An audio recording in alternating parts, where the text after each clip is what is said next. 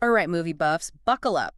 We are diving headfirst today into a world that's equal parts creepy and hilarious. Tim Burton's A Beetlejuice. classic. And you know what we love to do here more than anything? That's right.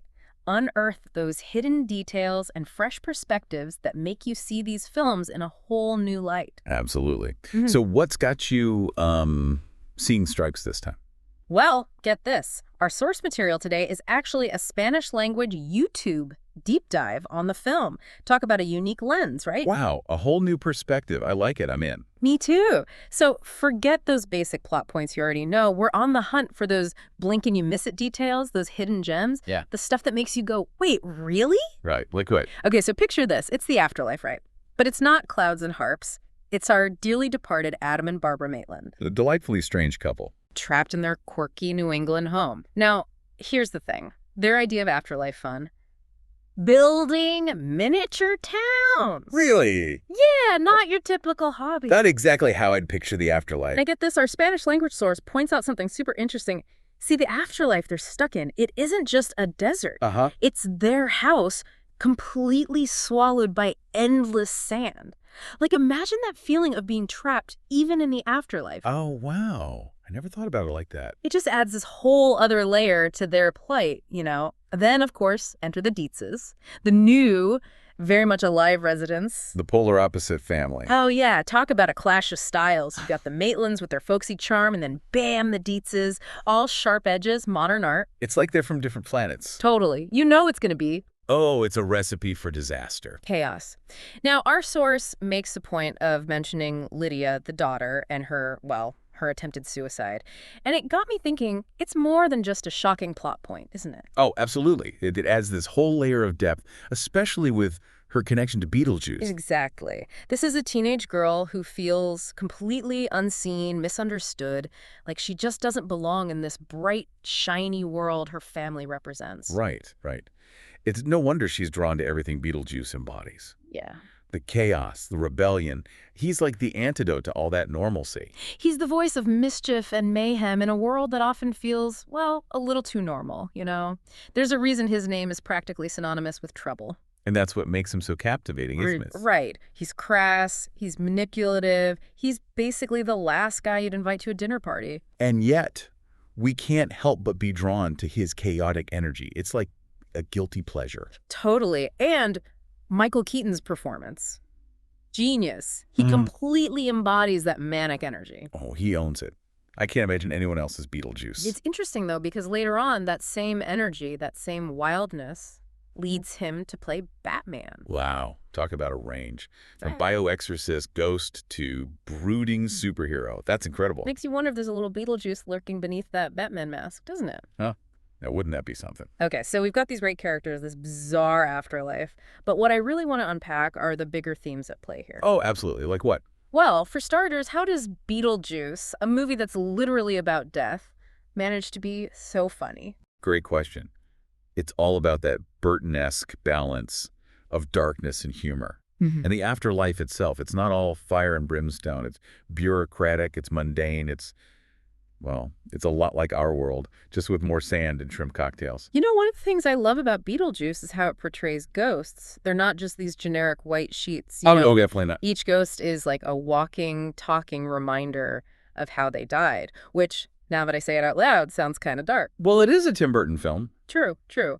But there's this darkly comic element to it too, don't you think? Absolutely. It's like he's saying death doesn't erase who you are, just maybe exaggerates it a bit. Totally. Like, remember the shrimp cocktail guy? How could I forget? Now that's an icebreaker. Right. Poor guy's stuck with shrimp cocktail for eternity. Right. It's hilarious on the surface, but, it does make you think, what will I be stuck with?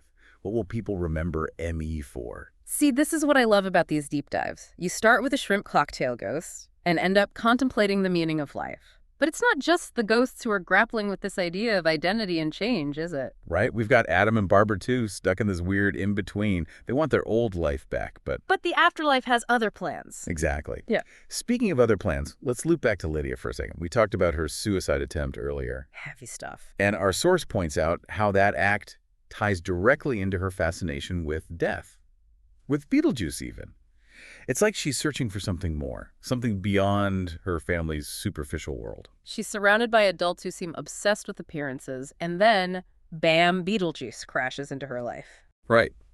He's this chaotic force of nature, the opposite of everything her parents represent. And for Lydia, that's exhilarating. Terrifying, sure, but also liberating. Exactly. He gives her permission to embrace the strange and unusual.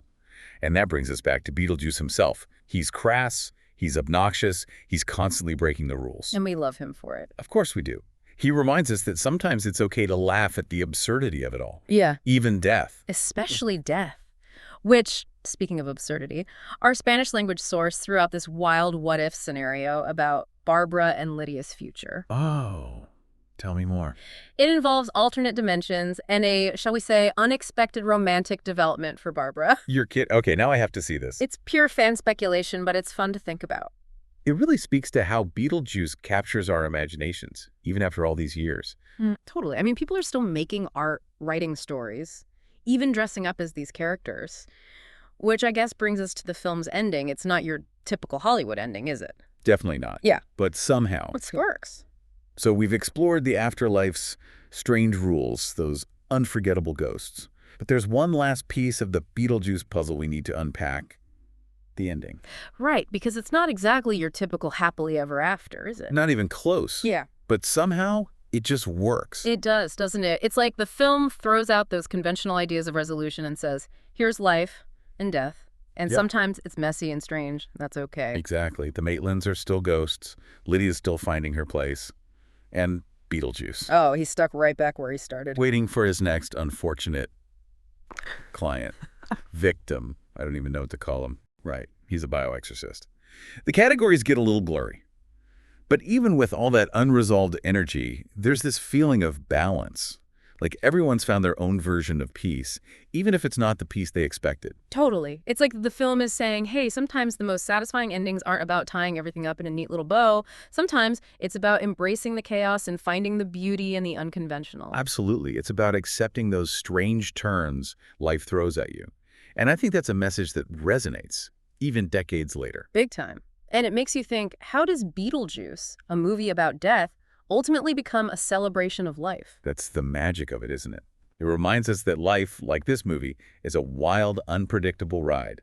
Embrace the strange. Celebrate the differences. And don't be afraid to be yourself, even if yourself is a little bit Beetlejuicy. A little Beetlejuice in all of us. Well, on that note, I think it's time to say goodbye to the Maitlands, Lydia, and the ghost with the most. Until next time. But hey, the conversation doesn't have to end here. Keep those deep dives going. Thanks for listening, everyone.